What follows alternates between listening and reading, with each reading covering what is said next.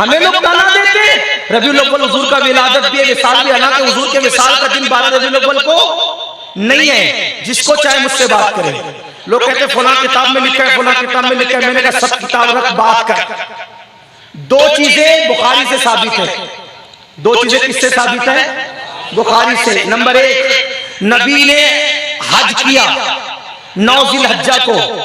नबी ने हज किया 9 जिलहज्जा 10 हिजरी को। नबी ने हज किया 9 जिलहज्जा 10 हिजरी को। कौन सा दिन था वो? जुमा का दिन था। कौन सा दिन था?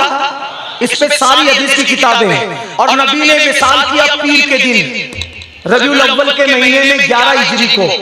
अब 10 हिजरी का जुमा, 10 हिजरी का जुमा अगर 9 जिलहज्जा को पड़ता है, अगर 10 हिजरी का जुमा 9 जिलहज्जा को पड़ता है, तो 11 हिजरी का 12 रबीउल अव्वल मुझे कोई पीर के दिन साबित करके बता दे, मैं गुलामी लिख दूं। हिसाब करके बताओ, किसको करना है आकर के बताओ। बैठो, 30 का चांद पकड़ो तो भी पीर 12 तारीख को नहीं आता। 29 का पकड़ो फिर भी नहीं आता। 29 का पकड़ो फिर भी नहीं आता। वो पूरा किताब में लिखा, मैंने किताब सर आंखों पर, कुरान के सिवा कोई किताब ऐसी नहीं है जिसकी हर बात मानना कलमे ला इलाहा इल्लल्लाह की तरह हमारे लिए जरूरी हो। हिसाब तुमको भी आता है, हिसाब हमको भी आता है। आओ बैठ के हिसाब करो। किताब क्यों लाते हो भाई? जहां पर दो बदू बात हो सकती है, किताब क्यों? किताब तो वहां ना कि जहां बात मसले से हल नहीं हो सकती, जहां बात दलीलों से हल नहीं हो सकती, वहां किताब लाओ। आपके पास दलील है, आपको भी हिसाब आता है, हमें भी आता है। आपको भी होमवर्क दे रहा हूं, घर जाना हिसाब करना। अगर 9 जिलहज्जा जुमा को पड़ी है 10 हिजरी में, तो उसके बाद कौन सा महीना होगा? मुहर्रम। उसके बाद कौन सा होगा? सफर। उसके बाद कौन सा होगा? जाओ हिसाब करो। अगर 12 रबीउल अव्वल पीर के दिन आ जाए, मैं गुलामी लिख दूं, बस बात खत्म। लेकिन फिर भी जबरदस्ती थोपते 12 को है, विसाल 12 को। मैंने कहा चल मान लिया, ठीक मान लिया। लेकिन अब नबी की हदीस है, हुजूर क्या कह रहे हैं? आदम पैदा जुमा के दिन हुए, आदम का विसाल भी जुमा के दिन हुआ। तो नबी लोगों को गम बांटने नहीं आए थे, नबी लोगों को खुशी बांटने आए थे। नबी की हदीस ने बता दिया, अगर खुशी और गम दोनों एक ही दिन जमा हो जाए तो उस दिन गम नहीं करना चाहिए, उस दिन खुशी करना चाहिए। सुभान अल्लाह, सुभान अल्लाह, बहुत खूब। अल्लाह। एक जुमला दे दूं आपको, एक जुमला दे दूं आपको, एक जुमला दे दूं आपको। कलमा यार हम भी पढ़ते हैं ना, तुम भी पढ़ते हो ना। चलो, अगर तुम कहते हो ना कि नबी के विसाल के दिन गम करना चाहिए, तो तुम भी कलमा पढ़ते हो, हम भी पढ़ते हो। खुशी मनाने की इजाजत हमें दे दो, रोने का ठेका तुम ले लो।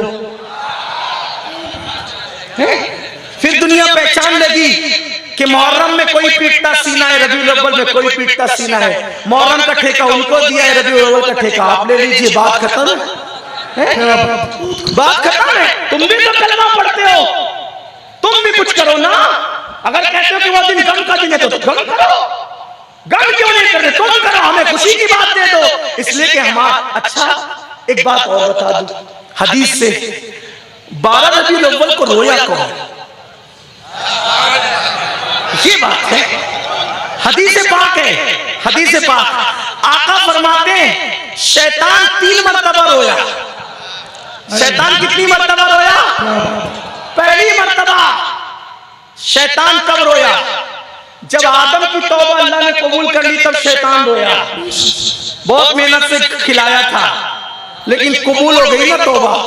आदम की औलाद, तो पहली बार वो तब रोया। दूसरी बार कब रोया? दूसरी बार उस वक्त रोया जब रसूलुल्लाह की विलादत हुई। 12 रबीउल अव्वल को रोया। तो 12 को रोना किसका तरीका है? मैं न कहूंगा, क्योंकि मुझे ख्याल सबके दिल का है। कौन रोया? हाँ, अगर मेरी जगह कोई दूसरा मुकर्रिर होता ना, वो ये कहता, मैं नहीं कह रहा, वो ऐसा कहता कि 12 रबीउल अव्वल को रोना तुम्हारे अब्बे की सुन्नत है, तो फिर तुम भी रो लिया करो। और खुश होना जिब्रील की सुन्नत है।